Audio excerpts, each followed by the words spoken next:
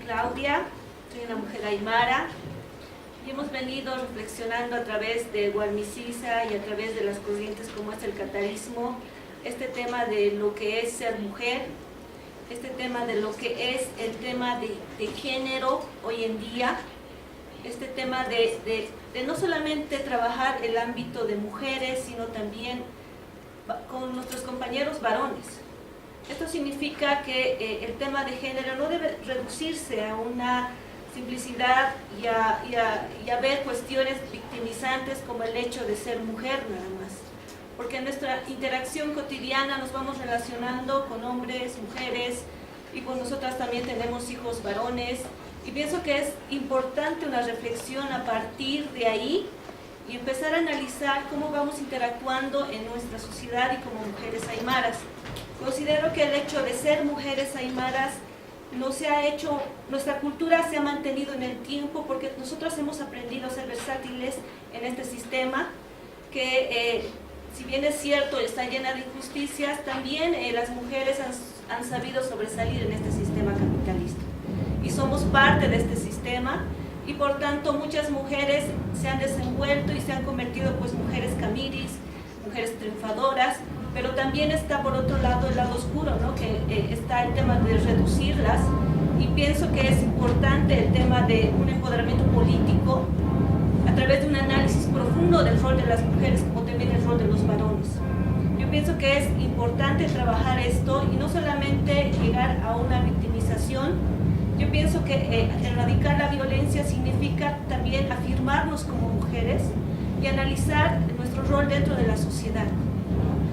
No solamente es decir, cierto, nos matan, nos violentan, que es un tema que es cotidiano, pero que también es interesante reflexionar, ¿no? Y pienso que también desde ustedes, mujeres que se están iniciando, varones que se están iniciando, yo pienso que es importante escribir, yo pienso que es importante poder completar corrientes, teorías desde nuestro contexto, que son muy importantes, si bien hay aportes interesantes desde las corrientes feministas que son diversas, que son múltiples, pienso que es importante indagar y empezar a rescatar cosas que son interesantes y poder trabajarlas desde nosotras mismas, desde nuestra vivencia, desde nuestra subjetividad, desde nuestra historia, ¿no? Porque las mujeres bolivianas, las mujeres aymaras tenemos una historia que reivindica nuestra participación política, nuestra afirmación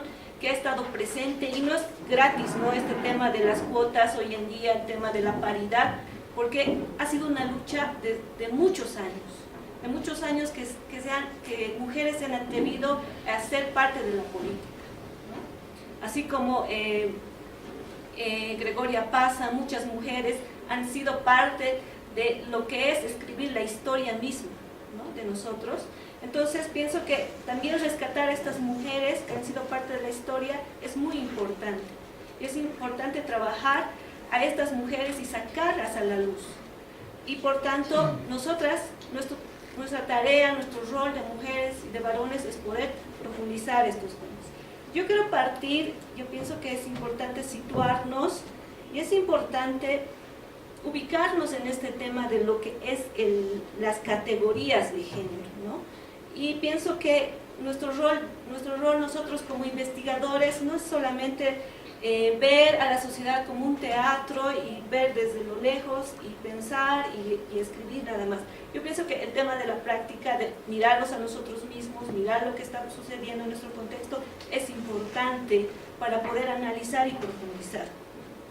Bueno, pienso que las categorías de hombre-mujer son importantes para poder generar conceptos, ¿no? E interpelar la ideología oficial que está hoy en permanente cambio y que está reafirmando estos roles de que la mujer es sumisa, el varón es imponente, es de lo público, la mujer de lo privado, de la casa. Yo pienso que estas cuestiones que se han generado a través de la historia, a través de opiniones, a través de expresiones simbólicas, a través de los mitos y cuentos, yo pienso que es importante profundizarlos en nuestra sociedad y poder analizar, ¿no? Si bien nos han caracterizado las mujeres suaves, calladitas, bonitas, yo pienso que también, y cuando nosotras interpelamos estas cuestiones, nos ven como hombres con faldas, ¿no es así? Y esa es la caracterización del colectivo, ¿no?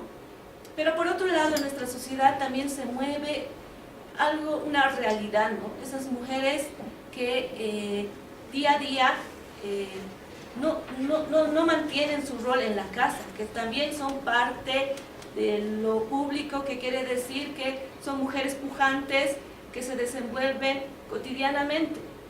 Y eso está claro, por ejemplo, en el Alto. Muchas mujeres salen a vender y ese es un trabajo importante. Que también son parte de sus casas, lo son. Y no son mujeres que se han victimizado y dicen, no, yo no puedo, solamente soy ama de casa. Son diferentes roles que asumen ellas, dentro de la casa como fuera de la casa. Y que han llegado muchas de ellas a acumular y posicionarse económicamente, cierto. Pero que también hay una falencia que es el tema de posicionarse políticamente, también está. Las mujeres hoy en día, por ejemplo, dentro de las organizaciones sociales, las mujeres están abriendo paso y se están imponiendo a través de sus discursos, a través de imponer lo que ellas consideran piensan. Y se están empoderando de espacios políticos, como por ejemplo ser parte de la estructura de su sindicato, ser parte de la estructura del partido, postularse a una concejalía. Y son luchas que se han dado, pero no se han victimizado ellos.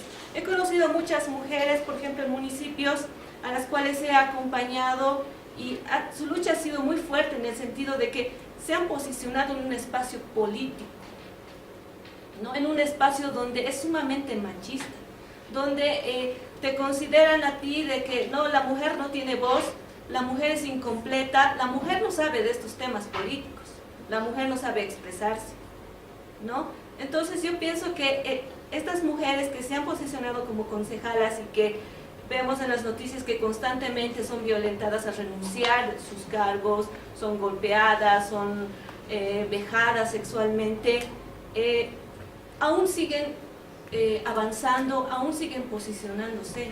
No ha hecho esto que retrocedan y pues se alejen de la política, ¿no? Entonces yo pienso que estas mujeres se han posicionado históricamente y yo pienso que el rol de nosotras es poder rescatar estas vivencias de estas mujeres y poder teorizarlas también, ¿no? Yo pienso que es importante y es el rol que debemos jugar nosotros, eliminar estos imaginarios, ¿no? Luego, como les decía, estos imaginarios es una construcción de un discurso hegemónico, ¿no? De lo que significa ser femenina, ¿no? Que es lo que significa ser débil, ser atractiva, ser todos los adjetivos que van usando para construirnos lo que es ser mujer, ¿no? Y es el discurso que nos han metido desde que somos niñas, ¿no? Desde que nacemos, desde que nos van dividiendo los juguetes, los colores, y es una construcción que se ha mantenido, no es que se haya convertido como una esencia tuya, ¿ve? Entonces es una construcción que a uno le han incorporado tanto a hombres como a mujeres, ¿no? Entonces esto no significa que esto sea fijo, ¿no?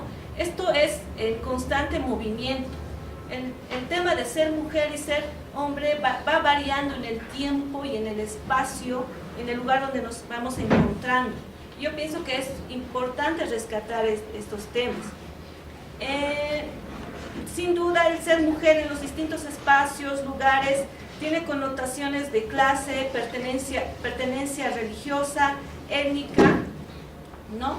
Y que, por ejemplo, el ser mujer es bastante distinto, digamos, de ser mujer boliviana, de ser mujer en Europa, ¿no? Y que estas construcciones de imaginarios no solamente se han hecho acá en Bolivia, sino que viene más allá, ¿no? Desde los filósofos en Europa, los griegos, Aristóteles, que han empezado a construir de lo que significa ser mujer, ¿no? hay bastantes filósofos misógenos en esta caracterización, en esta construcción de ser mujer, como es Kant, ¿no?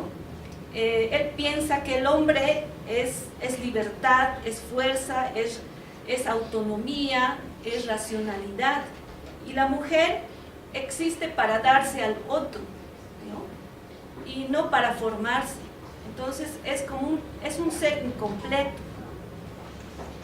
Y el tema de género también va acompañado de lo que, y esto se va construyendo y se convierte en lo que es identidad, ¿no? Y que es importante poder trabajar este tema de la identidad. Como les decía, no es lo mismo ser mujer europea que ser mujer boliviana. Y estos análisis lo han ido realizando diferentes corrientes, ¿no? Feministas que considero que algunas deberían ser rescatables, y yo tomo bastante el tema del feminismo cultural, ¿no? Que plantea de que somos diferentes a los hombres en tanto que nosotras nos podemos reproducir y los hombres no, y ahí se genera una dependencia de los hombres hacia nosotros. Luego también plantea el feminismo cultural la necesidad de reforzar los lazos de amor con otras mujeres, ¿no? Yo pienso que esto es importante poder trabajarlas, y por ejemplo, hay un chip que nos han metido de que nosotras somos enemigas de otras mujeres, ¿no? Y de que, por ejemplo, tú cuando estás en un cabildo, una mujer plantea una idea y tú lo que dices, no, está mal. Entonces, no apoyas a tu par femenino. Yo pienso que ahí podríamos trabajar el tema de no serrucharnos entre nosotras, ¿no? En palabras concretas, y de que entre nosotras hay una afinidad y una solidaridad en esos términos, ¿no? Yo pienso que es bastante interesante este planteamiento, y que existe una esencia femenina y que es importante descubrir. Esto significa las cualidades que tienen las mujeres en este sentido, ¿no? Y que permite autoafirmarnos como mujeres y de replantear lo que es el concepto de feminidad, ¿no? De construirlo nuevamente, el concepto de feminidad, y ver ahí las características, ¿no? Positivas que se tienen, y empezar a minimizar nuestras diferencias, ¿no? que es importante. Por ejemplo, el feminismo postestructuralista plantea que debemos también construir nuestra subjetividad, nuestra manera de ver el mundo, ¿no? Y que es importante poder trabajar también este concepto de ser mujer hoy en día, y lo que les planteaba el tema de ser femenina también hoy en día. Hay una cosa que yo pienso que es importante poder analizar, y es el tema del machismo y de estas ideas que van acompañadas, que es el tema del dualismo, ¿no? Que es una herencia colonial, considero, porque este tema del dualismo, que es hombre-mujer, chachahuarmi, que se ha manejado como un cliché, y que muy inteligentemente las mujeres aymaras lo hemos manejado a nuestro favor a través del tema de la paridad y la participación política, ¿no? Que me parece bastante interesante, que muchas mujeres dentro de las centrales agrarias, que son las bartolinas, consideran de que el chachahuarmi es una falsedad total, que hay bastante machismo, pero ellas han consolidado y se han mantenido muy fuertes, manteniendo su estructura de lo que es que se llama la central de mujeres, ¿no? De bartolinasismo. Entonces yo pienso que es importante trabajar esto y acompañar también en el análisis de que esta dualidad puede ser bastante tramposa, ¿no? Llegar a ser incluso patriarcal.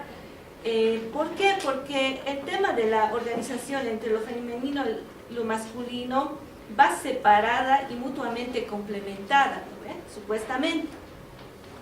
Y esta lógica nos dice que las mujeres están en la casa y los hombres en la calle.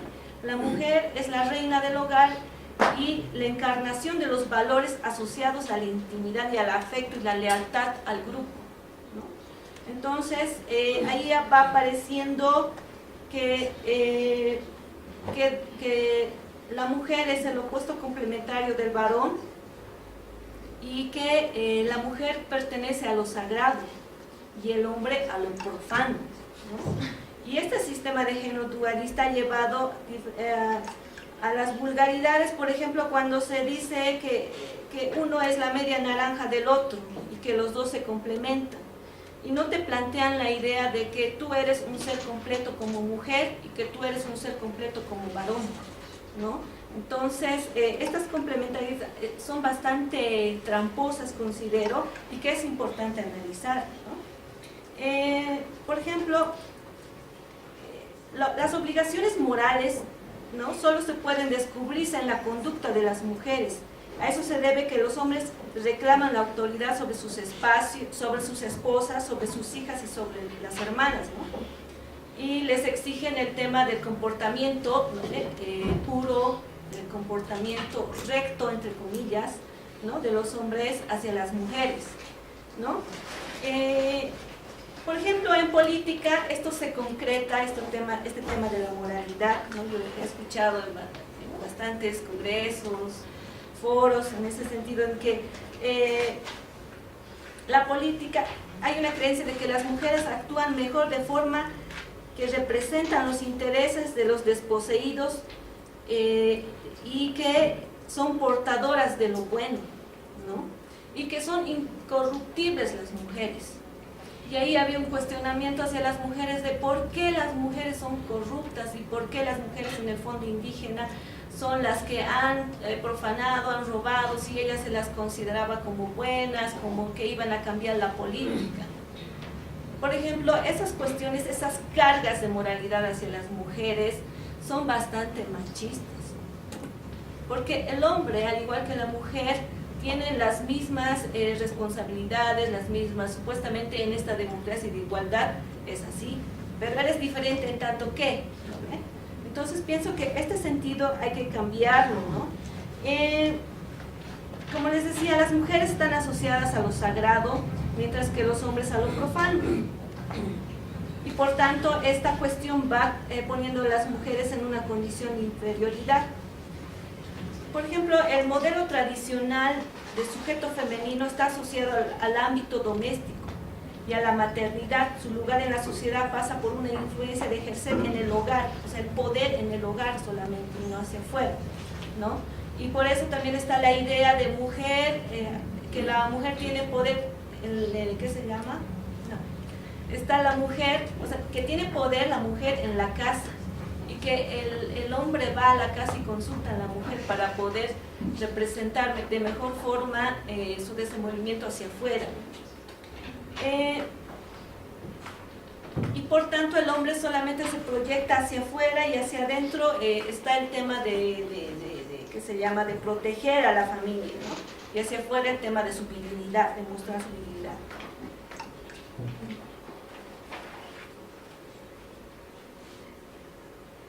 Por tanto, la mujer tiene una cuestión muy fuerte que va construyéndose en ella en el tema de su abnegación, su humildad y su sacrificio hacia los demás, hacia su familia. Es una sumisión, ¿no? Por ejemplo, al crecer los niños dentro de una sociedad y una familia, hay una imagen paterna negativa o ausente y una presencia del tema de la mujer muy sacralizada, ¿no?, de la mujer dentro de la casa, que es la abnegada, la buena, la que está siempre presente. En cambio el hombre tiene que salir a trabajar y hay una ausencia y una separación donde las niñas y los niños van construyéndose el imaginario y el ideario de lo que es ser varón y lo que es ser mujer.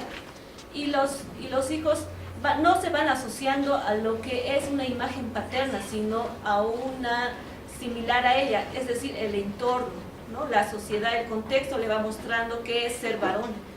Entonces hay un alejamiento de lo que es una imagen paterna, ¿no? Y por eso el tema del macho joven es bastante fuerte, ¿no?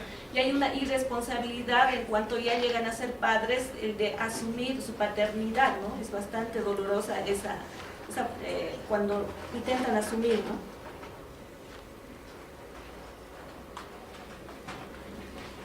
El tema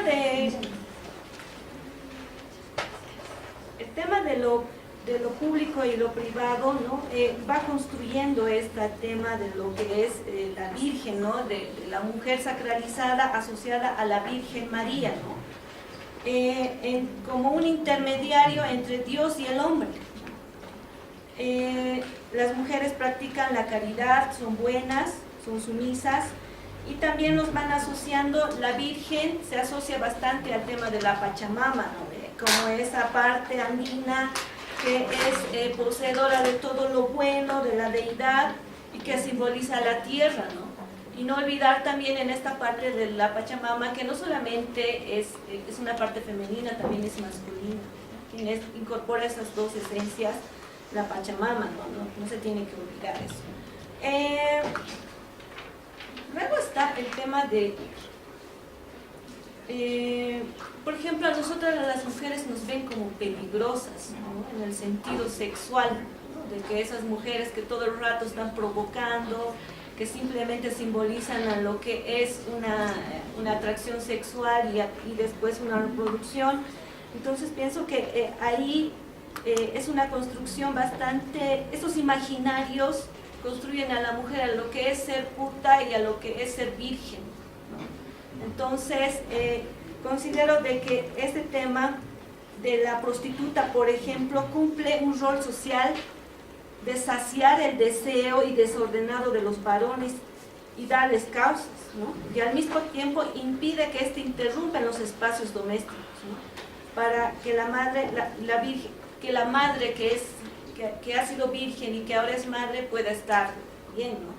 Y este tema de las prostitutas también es una cuestión bastante machista, porque es como un objeto que tiene que controlar a la sociedad y mantener fijos al rol del varón como también del hombre, ¿no?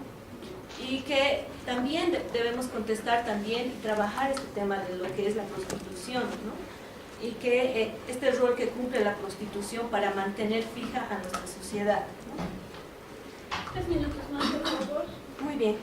Bueno, eso básicamente, y considero de que también es importante poder trabajar este tema de los varones y que este tema de las masculinidades, porque en esta construcción del hombre y de la mujer son afectados ambos, ¿no? Yo pienso que es importante trabajar esto y que no solamente ver las partes que son negativas, que se ven todos los días, y que pienso que también hay que rescatar a nuestros compañeros varones que también están apoyando en este proceso y que están trabajando junto a nosotros, ¿no?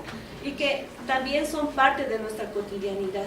Y el rol de nosotras también significa el de deconstruir estos imaginarios que han mantenido fijo a la sociedad, porque también está el rol de nosotras del cuidado y de reproducir a nuestros hijos, ¿no? Con estas mentalidades que va asociado también a todo un imaginario de la comunicación, que son instituciones que se están encargando de reproducir todo esto.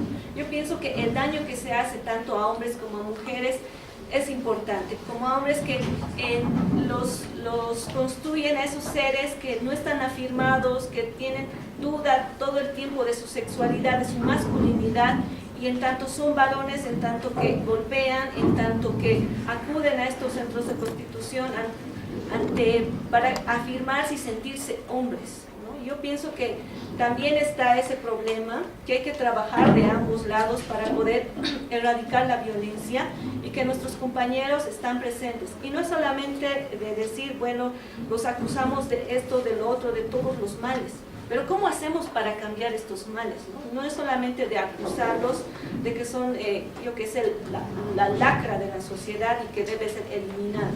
Pienso yo que es importante trabajar, y eso tiene que ser a partir de cada uno de nosotros, ¿no? Y nuestra corriente está interpelando y está analizando estas cuestiones, ¿no?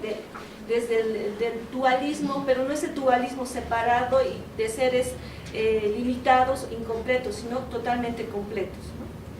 Gracias.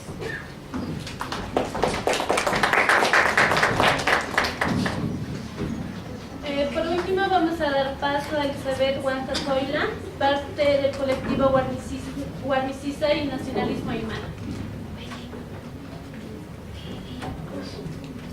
Muchas gracias. Buenas tardes, hermanas y hermanos, que me parece muy importante compartir este espacio, y también agradezco y me siento muy honrada de compartir este espacio con Claudia, pero también con las hermanas del feminismo comunitario a las cuales muchas veces he visto desde lejos, digamos, ¿no? Y me parece hasta surreal estar cerca de ellas y incluso compartir un espacio realmente para mí muy importante, es un momento bastante importante, porque como ya bien lo dijo Adriana, la causa y el movimiento, la lucha por los derechos debería ser una convicción compartida por todos y todas, ¿no? Particularmente por las indias y los indios. Yo me identifico, yo soy una mujer aymara, vengo de una comunidad, vengo de una provincia, al igual como las hermanas han contado, yo también he migrado por necesidades de estudiar, ¿no ves? Porque tu familia dice que tienes que estudiar para no quedarte como ellos atrás. También he pasado y he estado tal vez en ese sándwich que muchas de ustedes no van a pasar tal vez, ¿no? Porque ahora ya hay otras condiciones en esa etapa generacional en la que ni siquiera querían que hablemos aymara. ¿Por qué? Porque si hablabas aymara ibas a hablar moterosamente el castellano, y si ibas a hablar moterosamente el castellano en la escuela, y si querías ir al colegio o si querías ir a la universidad, ibas a ser totalmente despreciada y discriminada como india.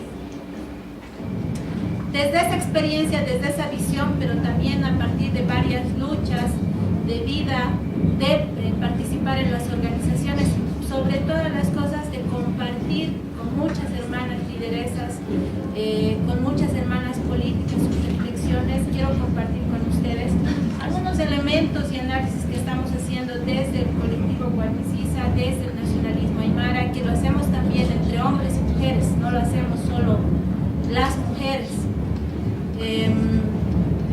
Y también abordamos esos temas que ya bien lo hacían referencia las hermanas, el tema de la violencia, que es un tema totalmente injustificable, yo lo comparto plenamente, eso no tiene ni color, ni raza, ni sexo, es un tema con el cual hay que lidiar y hay que luchar, yo creo, a cuerpo cerrado y en bloque. Pero para eso también tenemos que nosotras saber reafirmarnos, como lo decía Claudia, como mujeres, como plenas, y sobre todo las aymaras que están aquí, ¿no? Tenemos una ciudad del Alto totalmente potentada, poderosa, que podríamos decir, y lo hemos dicho en algún momento, ha sido el fracaso de los hombres. Esta ciudad ha sido construida gracias a ¿quién? A la fuerza de las mujeres, al poder de las mujeres. Y no estoy hablando del poder económico, el poder político, sino ese poder de convicción de poder llevar adelante a tus hijos, a tu familia, a tu comunidad, en cualquier esfera. Sobre todo en la económica, sí. Las aymaras somos unas habilosas en ese sentido. ¿No ves? Podemos tener un puestito y luego tener una microempresa y luego ser potentadas mujeres económicas invencibles incluso, pero con nosotras no solo vamos individualmente, nosotras, y esas son las diferencias que tenemos en algunos elementos conceptuales con el feminismo, que ahorita vamos a entrar. Cuando nosotras nos potentamos, también ¿quién se potenta? Se potenta mi ahijada, mi sobrina, mi tía, se potenta mi entorno, ¿no? Mi comunidad cercana. Entonces, ese es un elemento fundamental para poder comprender nuestras realidades, también nuestras formas de relacionamiento, nuestros constructos de afirmación, si quieren, incluso como mujeres andinas, tiene sus diferencias y tiene sus formas de comprender la vida.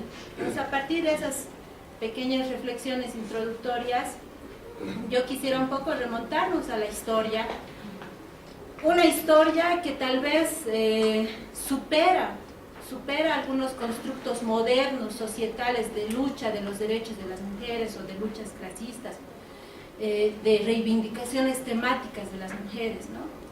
Una historia que se remonta al tiempo del Tiahuanaco, que es la cuna de nuestra civilización, donde nosotros sí teníamos Estado, teníamos una nación construida con ideología, filosofía, política, estructuras económicas, políticas, tecnológicas.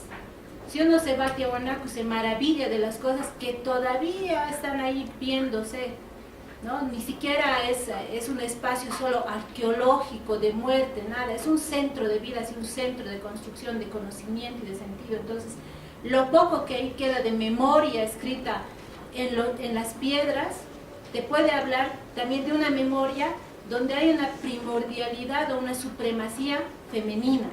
Y no en el sentido de que lo femenino tiene que estar, lo femenino no solo entendido como mujer, ¿no ve? Como esa noción bien básica, biológica o clásica de mujer, sino un sentido mucho más superior de cosmovisión, que quiere decir lo femenino que acoge a lo masculino, lo femenino que puede estar en un sujeto, en un jaque, ¿no? O un jaque como dicen otros, que es el núcleo mismo de la conformación de una sociedad.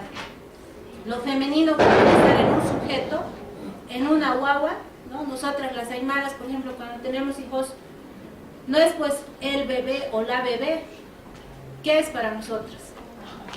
Simplemente guagua. ¿Y guagua tendrá sexo? ¿Cómo lo ven, hermanas? Ustedes que viven el cotidiano. Porque nosotras que vivimos el cotidiano a veces no reflexionamos en teoría, no reflexionamos en este análisis. ¿Por qué? Porque estamos viviendo a prisa, digamos, ¿no? Pero este es el momento. La guagua no tiene para nosotros un sexo ni masculino ni femenino, porque es un sujeto que se está construyendo. Después le sigue otra etapa. ¿Qué es para nosotros la otra etapa? A ver, las que se acuerdan de Aymara todavía, y sin pena, porque creo que estamos entre Aymaras, ¿no? ¿Qué es después? ¿Qué decimos? ¿Niña o qué decimos? Lulu es cariño, ¿no? Miña y Miñita, Yocallita, ¿no? Ahí recién empezamos a ver la división de la Milla y después cuando crecemos un poco más, ¿qué es?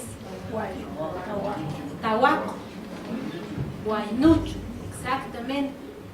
¿No? Y para nosotros cuando empezamos a construir estos elementos, estos significados de sujeto, no necesariamente es el sujeto o la sujeta en condición legal, como se maneja en el castellano o en el español. Para nosotros, por ejemplo, Warmi, ¿cuándo llegas a ser Warmi? ¿Warmi será lo mismo que mujer? Mi pregunta. ¿Es su traducción así, simple? No, ¿no ve? Ahí veo cabecitas moviendo, no se animan a decir fuerte. No es, pues, hermanas. Para nosotros Warmi ya es una construcción más de sujeto de un parte, de un cúmulo de sociedad con sistemas políticos, económicos, espirituales, ¿no? Donde se juega el elemento de la dualidad y la complementariedad, que sí, en estos tiempos burdamente se ha manejado este tema, ¿no? Se ha dividido en el Chachawarmi, en uno y otro. Esa dualidad sí debo compartir con las hermanas, es totalmente indigenista. Y el indigenismo en muchos aspectos sí ha sido una estrategia para defender nuestros derechos, no hay que desconocer. Pero también, como otras propuestas, parece llegar a un agotamiento y está siendo una estrategia más bien de subordinación nuevamente y de recolonización de los indios y las indias. Hablo en esos términos, muchas veces dicen que soy un poco dura en esto, ¿por qué? Porque soy indianista y catalista. Y en esa condición me han invitado, así que por eso me refiero mucho en términos de indio y de India, porque así me reconozco y así me autoidentifico también. En este marco, si estamos hablando de que éramos una civilización con cuna, con nación, con estructuras, con sistemas, con tecnologías, cuando viene la colonización, la primera colonización, ¿qué ha pasado? ¿Cuál ha sido la primera colonización? ¿Habrá sido la española? No. ¿Cómo es? Examen. Incas, los incas. Sí. Cuando ha habido esa colonización, los incas ¿habrán destruido todas las estructuras de esta civilización, de esta nación? No, ¿Qué se les viene a la mente? No. Incluso han adoptado, por ejemplo, todo lo que es la filosofía y el sistema del ayllu, que por si acaso no es sinónimo de comunidad, ¿no? Esa es una filosofía de vida, es un sistema completo que puede bien adaptarse a varios espacios, como aquí lo adaptan los hermanos de las juntas vecinales del Alto, por ejemplo. Como lo trasladamos las mujeres con ese conocimiento, con ese traslado de conocimiento hasta Santa Cruz, hasta la China, incluso cuando hacemos negocios con nuestros compadres, con toda nuestra red y nuestro tejido. Cuando formamos valores, cuando yo le puedo encargar mi mercancía a mi compadre sin ningún papel intermediando, ¿sí o no? Cuando los negocios en el otro mundo, en el mundo occidental, se dan con otro tipo de formalidades y legalizaciones, para nosotros hay otro tipo de relaciones mucho más fuertes que nos permiten encarar estos sistemas. Lo mismo pienso, pero aquí creo que Claudia está en un trabajo de investigación mucho más amplio, pero de lo que le escucho, pienso que se está reproduciendo también en los sistemas políticos de las mujeres que están en concejalías, en asamblea departamental, en alcaldías, ¿no? Lo mismo se está tratando de reproducir. Claro, tenemos un gran escollo ahí que se llama violencia, provocado por otro gran factor que se llama machismo. No sé si estoy hablando en los términos más apropiados, porque yo no manejo todos los términos apropiados del feminismo, digamos, ¿no? Pero el machismo y la violencia realmente están queriendo socavar y destruir todos estos sistemas también. Cuando viene la otra colonización, después de eso, es la española, ¿no? Y ese es el momento en que para nosotras, históricamente, desde nuestra reflexión, hay un punto de quiebre. ¿Qué quiere decir ese punto de quiebre? Es el momento en que se da la división de roles. Claro, el colonizador, el español, viene y no entiende que aquí, por ejemplo, mujeres y hombres estábamos trabajando en la chacra. Y dividen y dicen, aquí los hombres tienen que ser, primero, ¿qué han dicho? ¿Qué ha dicho Colón de nosotros? Que somos sujetos sin ningún tipo de conocimiento. No solo estamos desnudos físicamente, sino estamos desnudos mental y conciencialmente, ¿no ve? Entonces, ¿para qué servimos? ¿Para qué servíamos para ellos? Sí, solo servíamos para ser esclavizados, servidumbre, ¿no? Prácticamente. En ese sentido, ellos han profundizado o han definido, digamos, este tipo de relacionamiento. El hombre sí se tiene que ocupar de la chacra, las mujeres sirvientas, no sé qué, uso para esto, uso para aquello. Históricamente no voy a entrar en detalles porque el tiempo es corto, pero ustedes saben, por ejemplo, que han habido importantes virreyes, incluso que han estado aquí, que se han metido con mujeres del linaje, mujeres aymaras del linaje, mujeres de los clanes, etcétera, pero nunca se han llegado a casar. ¿Por qué? Porque éramos indias, ¿no? Y de ahí ha venido producto de ello, también tienen hijos que después han trabajado en distintas cosas, etc. Ese es el momento de quiebre para nosotras, en el que empieza un proceso, sí, de adoctrinamiento mayor a los hombres, a los indios, y no a las indias. ¿Y por qué no a las mujeres? ¿Por qué no? ¿Por qué creen que no sucede eso?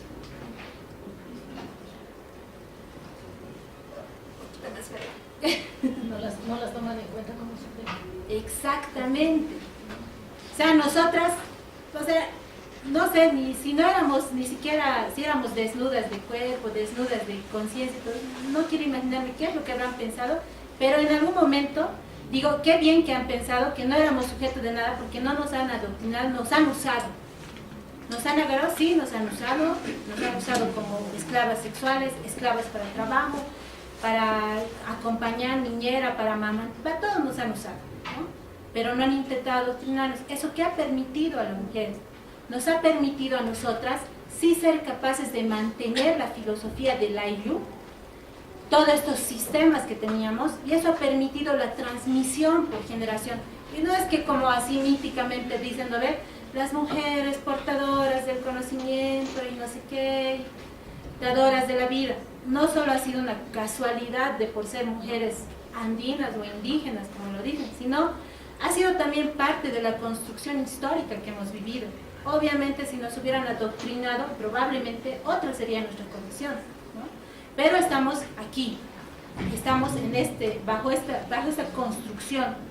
Entonces, nosotras somos las que manejamos los conocimientos y podemos darle transmisión a eso y podemos retrabajar las estructuras organizativas, estructuras políticas, estructuras productivas, estructuras económicas y sobre todo las estructuras espirituales. Porque sociedad que no tiene mitos, sociedad que no tiene valores y principios, sociedad que ya no existe, ¿no es cierto? Entonces, hasta ahora, incluso nosotras, muchas de nosotras, ya no tenemos que tener vergüenza de eso. Sí podemos reproducir nuestras prácticas, ¿no? Sí podemos reproducir nuestros principios y nuestros valores.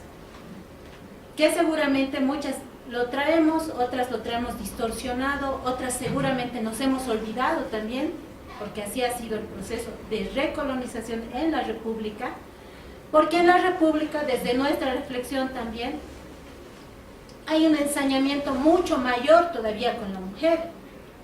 ¿Por qué? Porque se atraviesa todo este proceso de blanqueamiento y también por otro lado de servidumbre. Ustedes se acordarán que casi todas las mujeres que emigrábamos aquí, ¿qué éramos lo primero? ¿En qué hemos tenido que trabajar? Muchas de sus mamás, ¿en qué han tenido que trabajar? Sirvienta, ¿no ve? Empleada doméstica, ayudante del ayudante de la pensión, ¿no ve? Así, lo más... Nosotras sí hemos atravesado por, yo diría, en algún momento, recurriendo al análisis que hacía Fausto Reinaga de esta relación racializada, nosotras sí hemos sido recontra racializadas, ¿no? Porque además de ser, digamos, servidumbre, había todo un grupo de hombres que estaban buscando también el blanqueamiento y eran nuestros propios hermanos, que eran aymaras, que eran quechuas, etc. Entonces, para nosotras, la República ha sido todavía mucho más ensañadora con la mujer andina, con la mujer aymara, con la mujer quechua. Y para esto es bien importante no olvidarse de algunos hitos, ¿no? De fechas. ¿Por qué? Porque eso luego nos sirve a nosotras para repasar y decir, pucha, el feminismo realmente es un tema que a mí me acoge, es un tema con el que tengo que estar, con el que no tengo que estar, con el que tengo que estar en contra, a favor, ¿cómo me veo ahí? Y eso seguramente cada una de ustedes ya lo va a reflexionar, lo va a madurar. Pero, por ejemplo, ahí tenemos un punto de inflexión en nuestra historia. Hemos dicho, un primer momento de colonización que ha sido con los incas, que había un proceso de transformación también de las relaciones, que no es tema de este evento, pero que sí, después ustedes pueden ver en nuestros espacios web que también estamos reflexionando sobre eso. También con otro colectivo que se llama Chimpu estamos trabajando académicamente todos estos temas, porque hay que escribirlos para que reflexionemos. Si no escribimos, no hay crítica, no hay reflexión. Por eso nuevamente yo digo, a mí me agrada mucho encontrarme en este espacio con el feminismo comunitario, porque creo que también ha sido uno de los que ha removido y nos ha removido a varias mujeres en trabajar y cuestionarnos sobre nuestra condición, nuestra situación, y empezar a escribirlo. Porque si no lo escribimos, si no lo manifestamos, si no lo analizamos, nunca se va a poder analizar plenamente y vamos a seguir dependiendo de las fuentes ideológicas, doctrinarias, investigativas y analíticas. ¿De dónde? Del occidente, pero también de los hombres, de nuestros propios compañeros que tienen sus lentes para ver seguramente su forma de apreciar, y no que muchas veces nosotras pensamos, ¿no ven? Cuando estamos en reuniones, cuando estamos en actividades, decimos, pucha, pero yo sabía que esto iba a pasar, ¿no ven? O lo que siempre nos dicen, te he dicho, ¿no? Pero como no nos hacen caso, ¿no? Como piensan que nuestro análisis, nuestra voz es como diminuta, como es muy voltera, porque así somos, ¿no ven? Muy, no sé, que las mujeres somos problemáticas, a veces sí nos ven desde el enfoque machista, no nos toman en cuenta fácilmente, así se podría decir. Entonces, otro momento de inflexión es también histórico, es el 1500, la colonización, 1500. ¿Quién da más? ¿Quién da menos? 32, 42, pero por ahí están, ¿no ven? 1500 tantos. Otro momento, otro hito histórico de inflexión, punto de inflexión, Y no se queden con la duda, hermanas, salgan de la duda. Es bien importante manejar datos. No les voy a dar ahorita el chanchullo, yo tengo aquí en mi presentación. No es el 32 la conquista de los incas, el 35 ya empieza la colonización plena del Código Cayo. ¿Y la otra colonización de los españoles?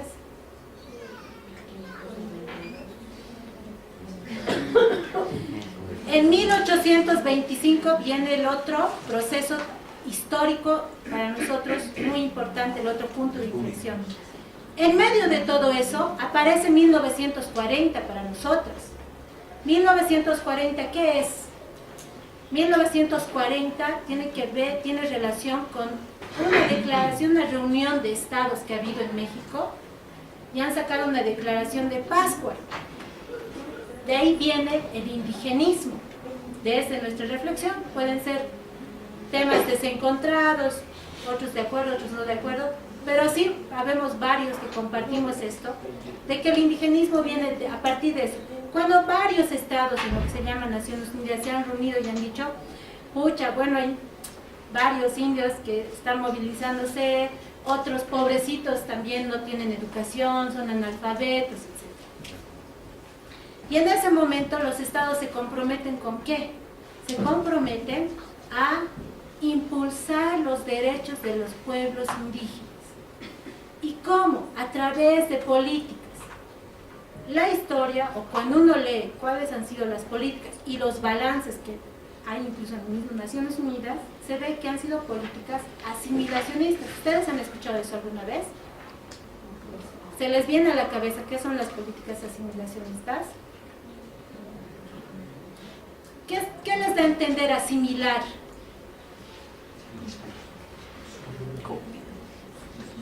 Comprender, entender. Asimilar, comprender, pero además adoptar, aceptar, ¿ve? Hay igualdad. Sí, igualar, ¿no? Tratar de ver. Entonces, cuando hablamos de asimilacionistas, ¿qué quiere decir? ¿Qué querrá decir? Querrá decir que nuestras formas de ver la vida, nuestras comprensiones, no solo aymaras ni quechas, sino también guaraníes, mojeñas, etc., tendrán que de alguna manera entrar bajo ciertos esquemas, rigurosidades, de políticas entendidas de una manera y de una forma, ¿no? Entonces, ese es un punto de inflexión muy importante también para las mujeres indígenas, porque en ese momento salimos de escena, cuando hablamos como mujeres indígenas, ¿no? Ustedes van a ver que mujer indígena, mujer indígena, mujer indígena. Entonces, las indias y todo ese proceso y ese constructo que ha dado Bartolina Sisa, que ahorita vamos a ir también a ese hito histórico muy importante, sale de escena y somos las pobrecitas indias que no tenemos educación, que tenemos deficiencias en salud. Probablemente pudo haber sido así en muchas cuestiones, pero a los pobrecitos hay que ayudarles, entonces nos empiezan a hacer cosas especiales en muchos casos. Pero en países como Bolivia, donde somos la mayoría, ¿ustedes creen que necesitamos cosas muy especiales? Ahí pongo signo de interrogación nada más. Otro momento para nosotros muy importante es 1960. Claro, esto ya lo enfoco desde el lado indianista, ¿no? ¿Por qué? Porque 1960 ha sido cuando el movimiento Juliana Pasa, movimiento universitario Juliana Paz, ustedes van a escuchar seguramente del MUJA en algún momento. La anterior semana ha habido aquí conferencias importantes de indianistas y cataristas, ¿no? Y el movimiento universitario Juliana Pasa, que era un movimiento, sí, visiblemente masculino, pero no totalmente masculino. 1960, ubíquense en ese año. Ese año que la mayoría de nuestras mamás, etcétera, han de ser sirvientes, ¿no ven? O empleadas, o migrantes y analfabetas, muchas. ¿Por qué? Porque con el machismo seguramente también ha habido la prioridad para que los chicos sean los hombrecitos los que vayan a la escuela, ¿ven? Las mujercitas no. Porque eso ha pasado igual hasta en mi comunidad. Mis tíos sí han ido a más cursos que mi mamá. Mi mamá ha ido a tercero básico. Mis tías igual, tercero básico. pero les aseguro que son mujeres muchísimo más capísimas que cualquiera de nosotras, ¿no? Que yo que he ido a la universidad, se pueden comer el mundo. Entonces, en ese momento, este movimiento de jóvenes, hombres en su mayoría, pero también mujeres, como la hermana Gloria, forma un movimiento político dentro de la universidad. ¿Y por qué forman ese movimiento político? No sé si alguien ha escuchado algo de eso. Lo forman porque habían actitudes muy racializadas de discriminación a los indios que íbamos a estudiar a la universidad. Esos años realmente las universidades todavía eran de élites, ¿no es cierto? Ahora uno todavía puede entrar libre, etc. Incluso cuando yo he estudiado era totalmente acomplejante ser Elizabeth Huanca, con apellido totalmente aymara, digamos, ¿no? Porque te discriminaban solo por escuchar tu apellido. No, te ven de otra forma por mi sangre colonizada, soy la única hija que tiene piel blanca, ¿no? Te tratan de otra forma, pero aún así hay otro tipo de racializaciones de por medio. Imagínense en esos años jóvenes, migrantes, indios que querían estudiar. Entonces forman su propia agrupación, forman su movimiento político, mujeres también, las pocas que seguramente estaban en ese momento, y fundan lo que es el indianismo y sobre todo el indianismo, y de ahí se desmembra el catarismo.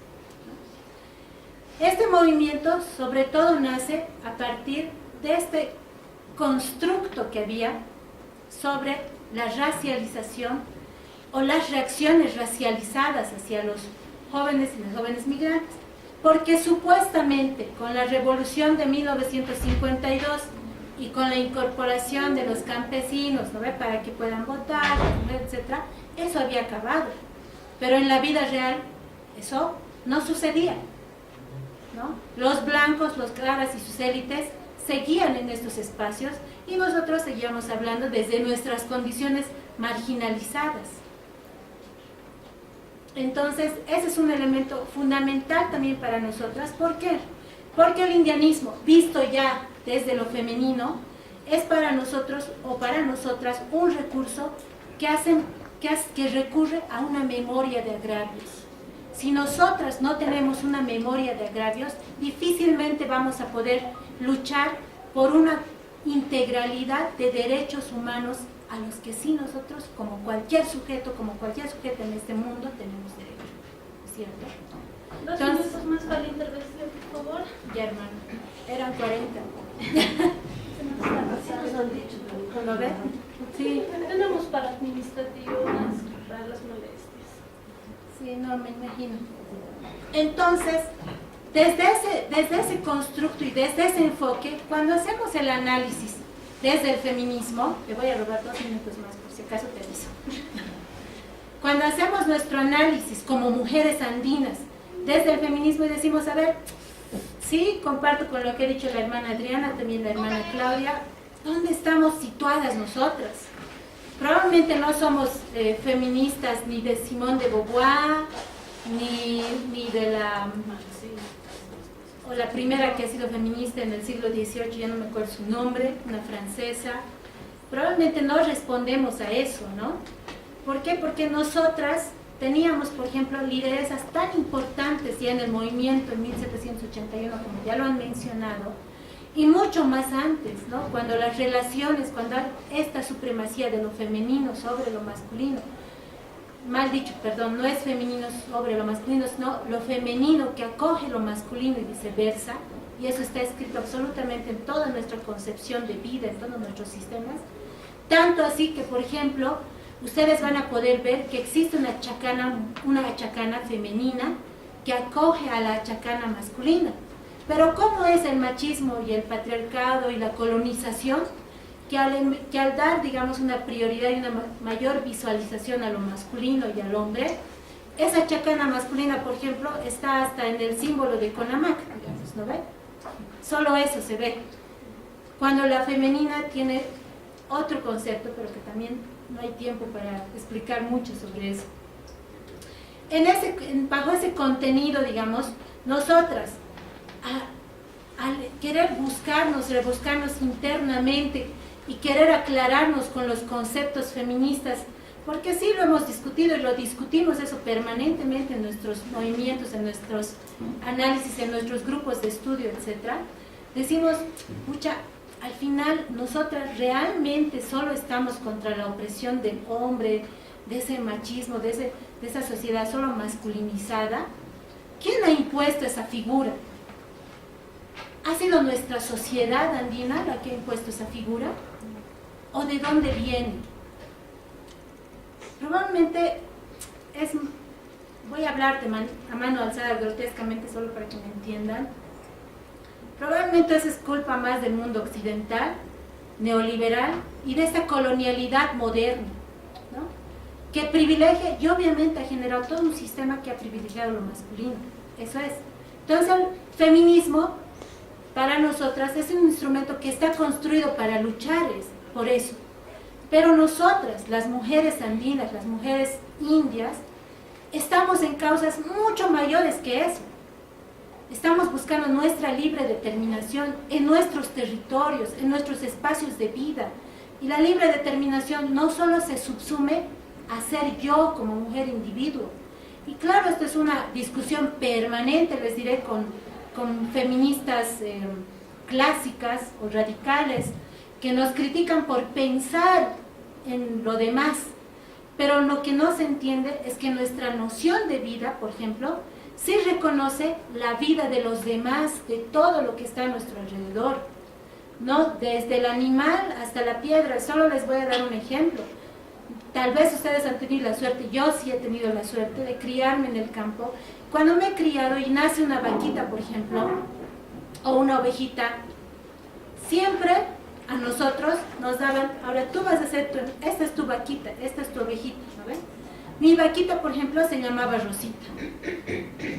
Mi ovejita se llamaba el negrito, porque era más negrito que blanquito, ¿no ven? Y no era para mí un animal al que le tenían que ordeñar o que hacer engordar para hacer crecer. Para mí, ¿qué era? Era parte de mi familia.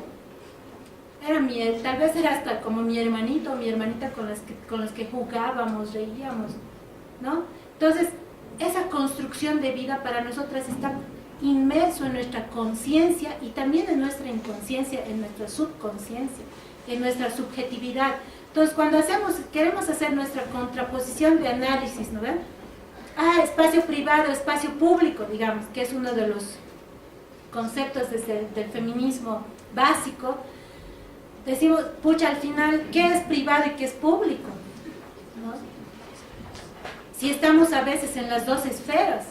Por ejemplo, cuando yo me porto mal o cuando era chica me portaba mal, sí, me guasqueaba, tal vez mi papá, mi mamá, me jalaba los ojos, me llamaban la atención, todo. Pero ya si me pasaba, llamaban a alguien que tal vez tenía mucha más autoridad, más sabiduría. O tal vez era alguien renombrado, ¿no ve?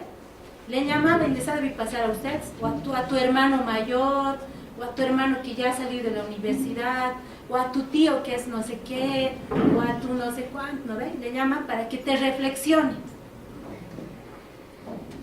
En esas construcciones, para mí, yo me pongo a pensar qué es privado y qué es público. O cuando yo tengo que ejercer autoridad, no solamente en mi pueblo, digamos, ¿no ve? Aquí, en las juntas vecinales, en mi sindicato, etc. ¿Qué se vuelve privado, qué se vuelve público? ¿Qué es la emancipación de la mujer, que es el otro concepto con el cual igual, desde mi concepción de mujer andina y mara, me desencuentro muchas veces? No diré plenamente, pero sí me desencuentro. Me desencuentro en el sentido de, por ejemplo, yo solo quiero mi emancipación individual, personal, cuando yo gano dinero, etc. O más bien mi concepción de vida es sistémica. No sé, ahí todavía les digo, yo no les voy a decir, no soy, sí soy, esto sí, esto no. Estas son reflexiones con las cuales estamos lidiando y construyendo. Cuando hablo de autonomía económica, peor todavía. O sea, primer ejemplo que hemos visto, cómo nos movemos las mujeres armadas, cómo nos construimos. Cuando hablo de la opresión de un sistema patriarcal que además se reduce a un análisis personal político. ¿Es solo eso para nosotras? O más bien cuando incluso estamos siendo concejalas o autoridades, sobre todo en el área rural. ¿Acaso nuestras propias hermanas no nos dicen a nosotras, esa mujer está abandonando a sus hijos? ¿No ve? Está queriendo ir. ¿Dónde estará queriendo? Entonces, tal vez se quiere conseguir otro marido. Hasta ese tipo de cuestionamientos llegamos. Pero también hay otra forma de análisis de los conflictos, de transformación de los conflictos, de arreglo de esas tensiones, ¿no? O la masculinidad asociada solamente al capital o a los recursos económicos. Entonces yo les dejo, digamos, estos elementos. Me hubiera gustado compartir mucho más. Yo he previsto 40 minutos, pero no se puede, entiendo muy bien. Pero sirve mucho para que empecemos a lanzar la piedrita todas, ¿no?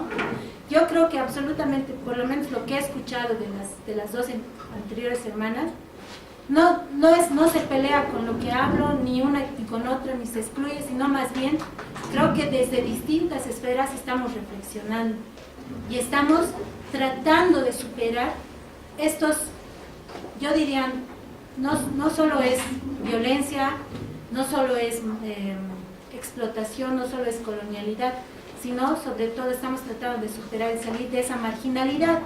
Y de una marginalidad que probablemente desde Mujer Aymara, nosotras no nos quejamos todo el tiempo, nosotras lo hacemos. Y eso le rescato yo al catarismo, el catarismo que habla del poder colla, ¿no? Del temple colla, de nosotros, que podemos, que hacemos.